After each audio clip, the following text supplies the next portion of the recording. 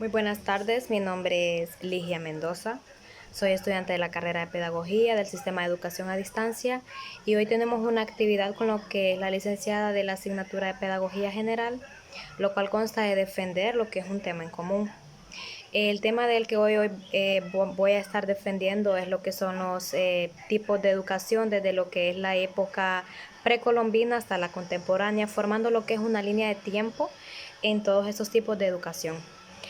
Sabemos que la educación es un proceso que se asimila al contexto sociocultural y es un hecho que ocurre permanentemente por la condición y voluntad del hombre y de los pueblos de ser y hacerse, de elevarse, de transformarse. Siendo así, la educación es una presencia vital social que posibilita el perfeccionamiento, la superación y la plenitud. Vamos a empezar a hablar de lo que es la primera época o la primera etapa, que es la educación precolombina. La educación precolombina comienza en el año de 1492. Precolombino es un término que significa antes de Colón, o sea, antes de la venida de Cristóbal Colón, o América precolombina. Era precolombina y culturas precolombinas son términos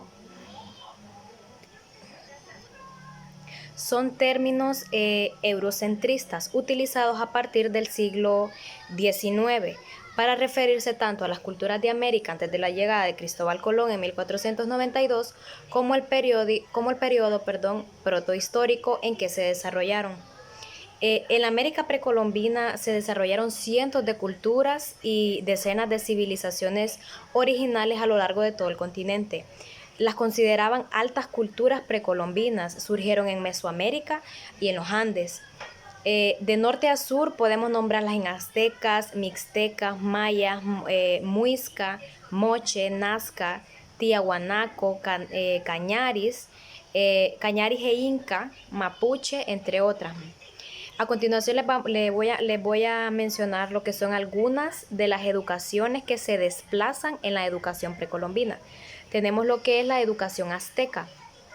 Dice que la educación azteca era estatal y obligatoria, era sistemática y su enseñanza era graduada según edades y las capacidades de los alumnos. Tenía objetivos educativos que eran, número 1, formar para el Estado y número 2, la formación ciudadana y del soldado. Contaban con dos instituciones educativas, que era la Tepozcali, que era de carácter universal o popular, y la Calmecac, que era destinado a los hijos de la nobleza. La Tepozcali dice que, número 1, su enseñanza era de elementos de religión y moral, y número 2 era de adiestramiento para la guerra. Y la Calmeac, número 1, su educación dice que era introducción a la lectura y escritura y era de comportamiento social y nobiliario. También tenemos lo que es la educación inca y dice que su sistema era un sistema segmentado y diferenciador y era una educación sistematizada. Sus objetivos eran la educación formal y la educación informal. Dice que la educación formal era de la clase dirigente y la educación informal era socializar a través de la vida comunitaria y el trabajo. También contaba con instituciones educativas, que era la educación superior, que era la enseñanza para el mando, y la población en general, que era la enseñanza práctica.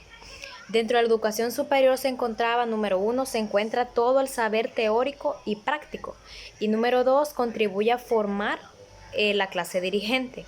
Y dentro de la población general tenemos solamente uno, que eran tareas que requieren aprendizaje y disciplina. También tenemos lo que es la educación de los tupíes. Dice que su educación era sustentada en 3 puntos: valor de la tradición, valor de la acción y el ejemplo. Y también era informal, asistemática y se aprendía por imitación.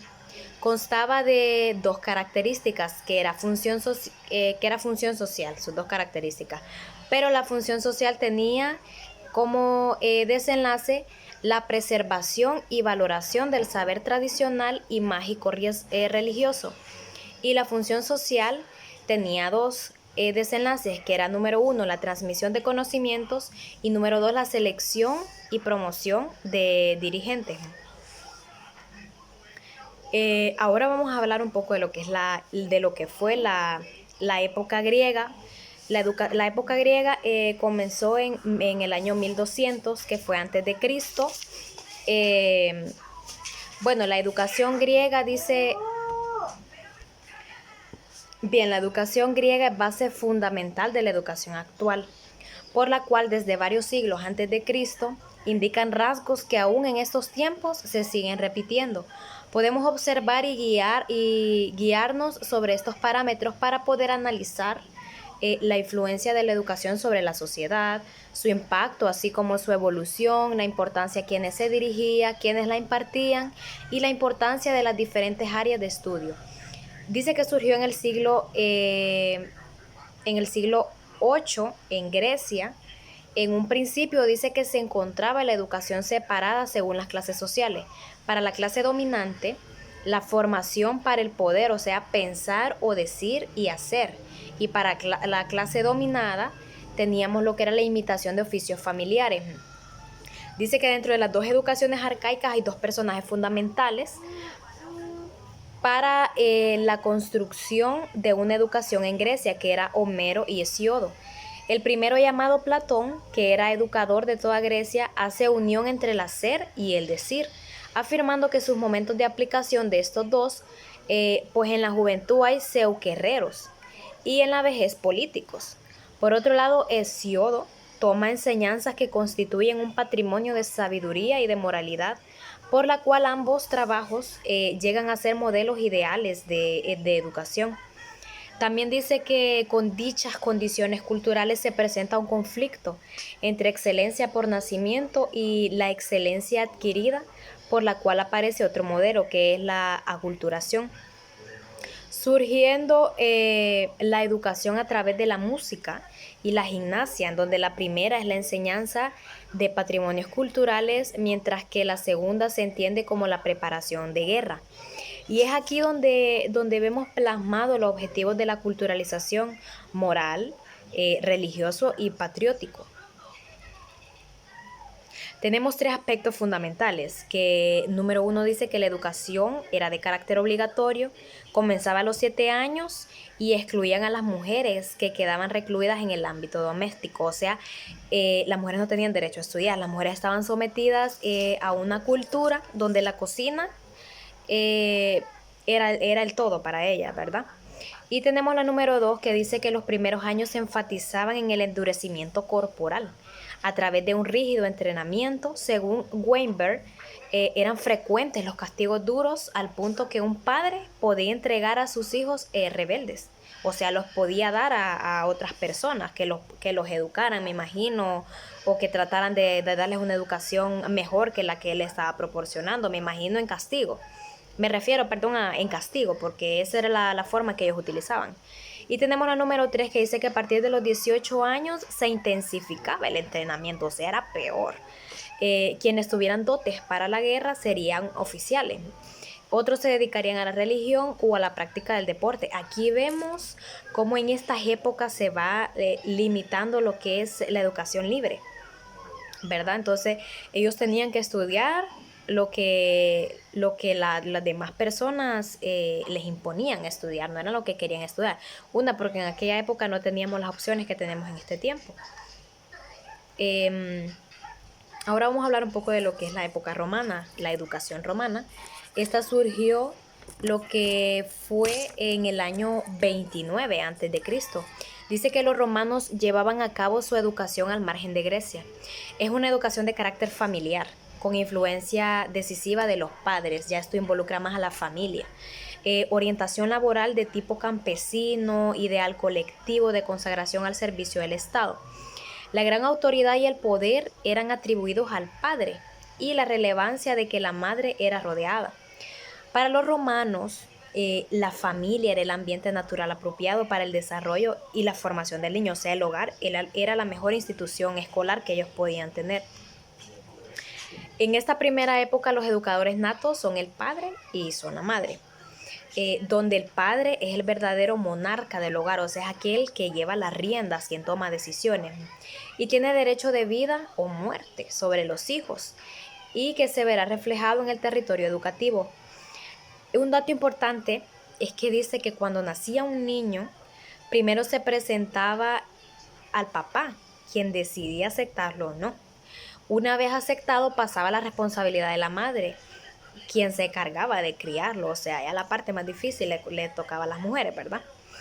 Pero era hasta los 7 años. Después de los 7 años, el niño seleccionaba a sus discípulos y su escuela se distinguía por 4 grados, nada más. Tenía lo que es el grado acústico, máticos, físicos y sebásticos. Por otro lado, dice que la formación de las hijas estaba en manos de la madre. Mientras el varón a cumplir los 7 años pasaba la vigilancia de su padre, ¿verdad? Cuando llegaba el momento. Dice que la preparación no viene dada teóricamente, sino a través de circunstancias reales de la vida. Su pedagogía estaba fundada en el respeto por las tradiciones y la observación de la vida práctica. En cuanto a la escuela, como edificio, o sea, como estructura, dice que era un local situado junto a los porticos del foro o plaza pública y solo tenían una tela, o sea, una cortina que los aislaba del ruido. El mobiliario escolar se reduce a una cátedra colocada sobre un estrado en que se siente el maestro y varios escabeles sobre sus propias rodillas. O sea, se puede imaginar, no tenían pupitres, no tenían una mesa, ¿verdad? Ese tipo de cosas. Fueron épocas difíciles. El contenido de la enseñanza se basaba en lo que era la lectura, la escritura y algo de cálculo. Aprendían primero el alfabeto, comenzando por el nombre y la forma de las letras. Después vienen las sílabas y la comunicación de las palabras. La enseñanza de la lectura era simultánea a la de la escritura.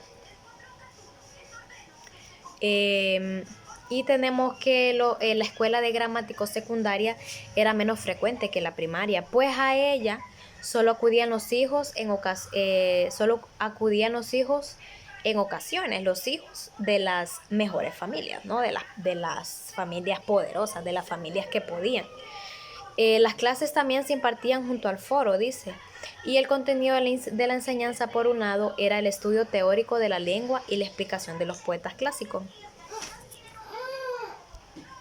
Ahora entramos lo que es a la época cristiana o a la educación cristiana.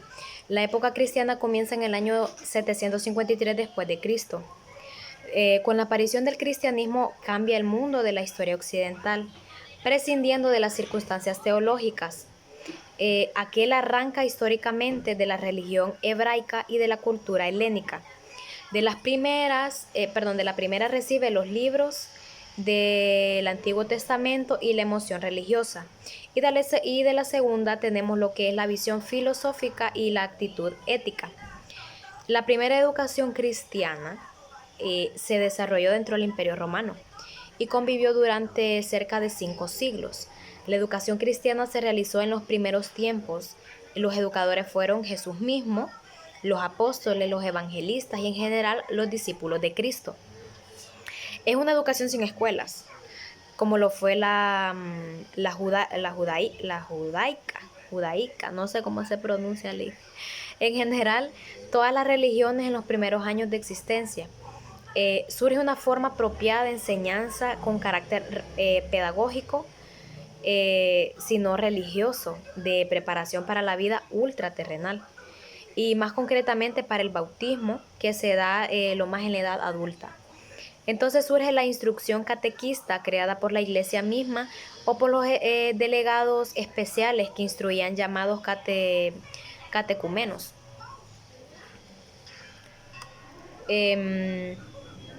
Dice que esta preparación al principio fue muy elemental, fue desarrollándose poco a poco hasta convertirse en escuelas que estaban a cargo de los sacerdotes. Con el tiempo se comprendió la necesidad de contar con personal docente preparado para la educación y surgieron las escuelas catequistas.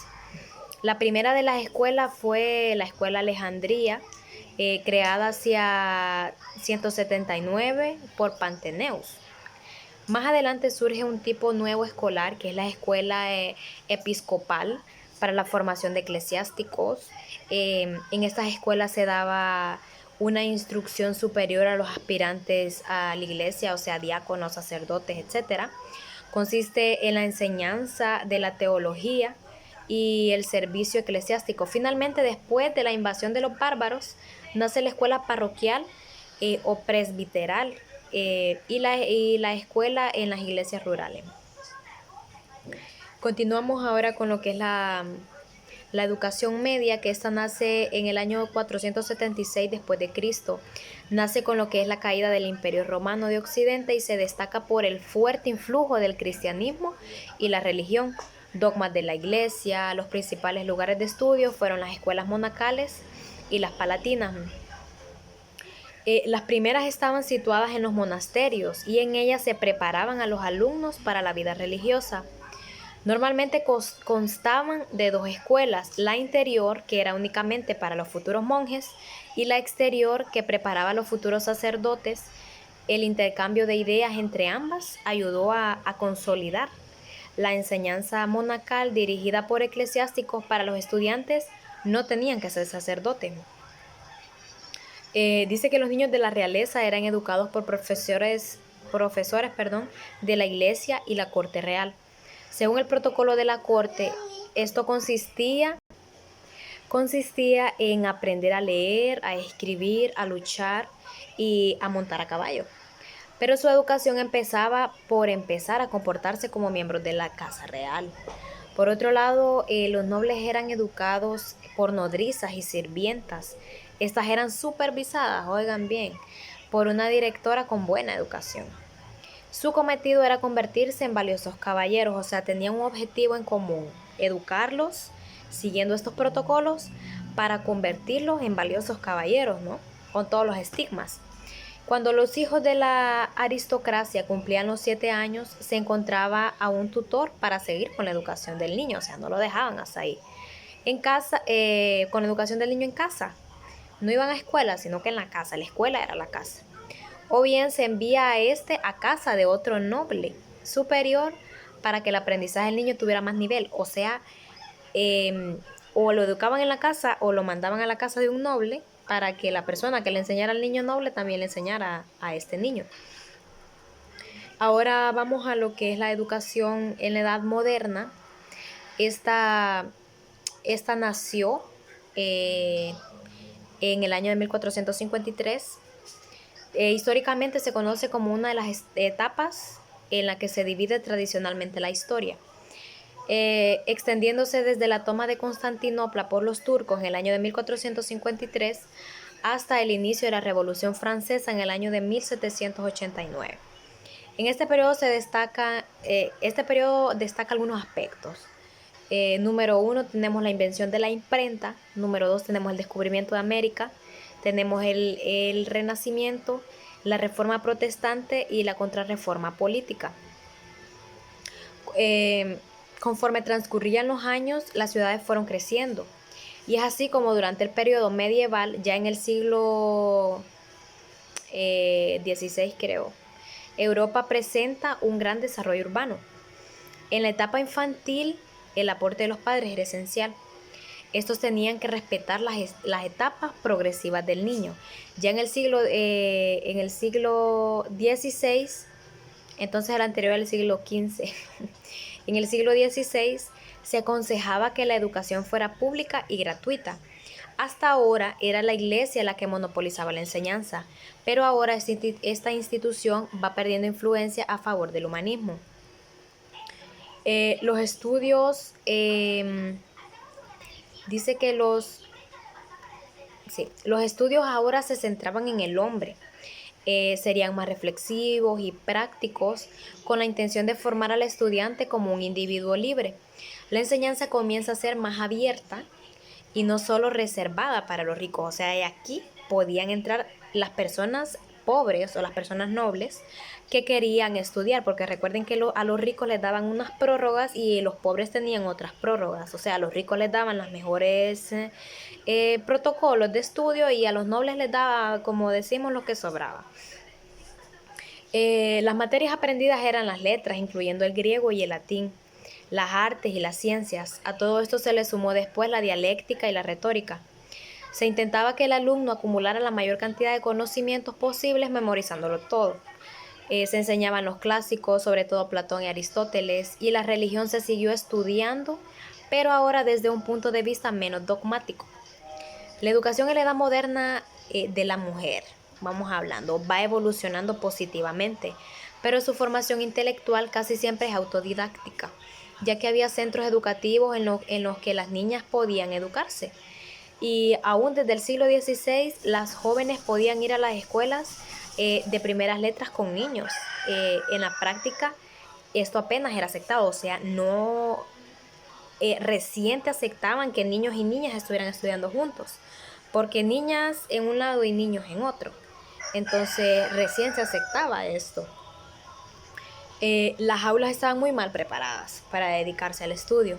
No estaban lo bastante acondicionadas y eran muy frías. Los utensilios esenciales eran los abecedarios, los silabarios y las cartillas. El cartapolo se usaba para leer colgándolo en la pared.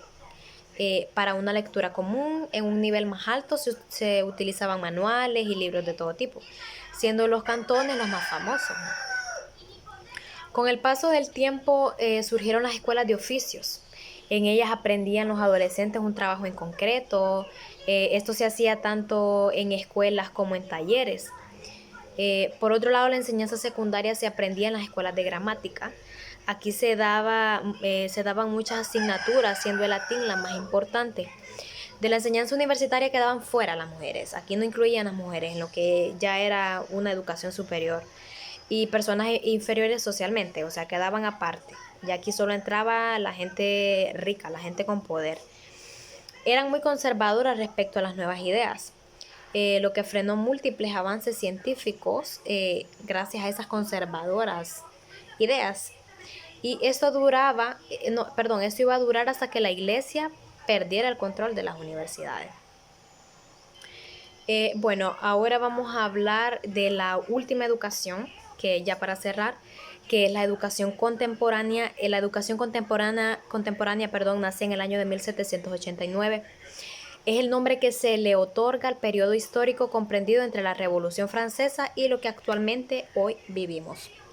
Abarca un total de 220 años entre 1789 y el 2009, sin contar del 2009 para acá, ¿verdad? Es una época caracterizada por las revoluciones y por las grandes transformaciones artísticas, demográficas, sociales, políticas, tecnológicas y económicas. La educación desde el periodo histórico contemporáneo ha mejorado muchísimo, donde hay más libertad de estudiar lo que uno quiere, donde la opinión es libre. Ahora nadie nos controla qué decir, nadie nos controla qué estudiar, somos libres.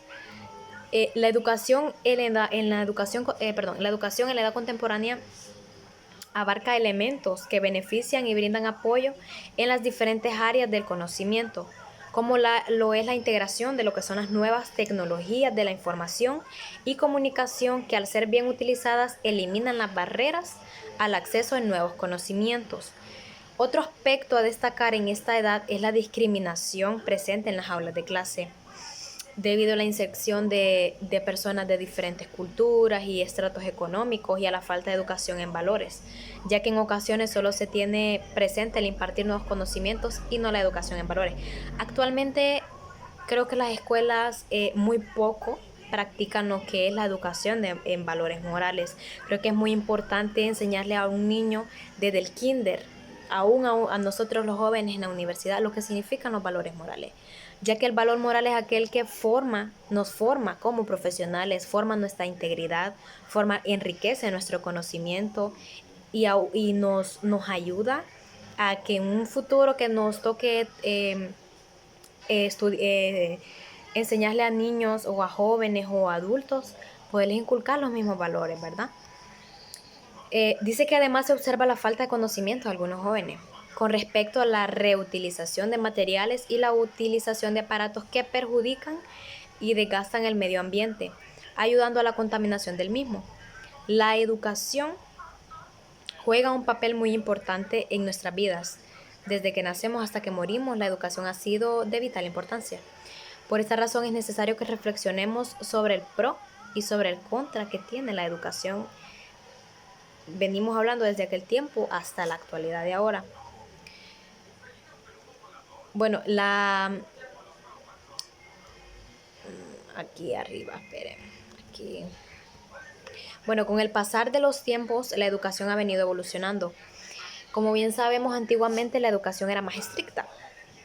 A los estudiantes se los obligaba a leer, consultar y analizar los temas, y los estudiantes aprendían.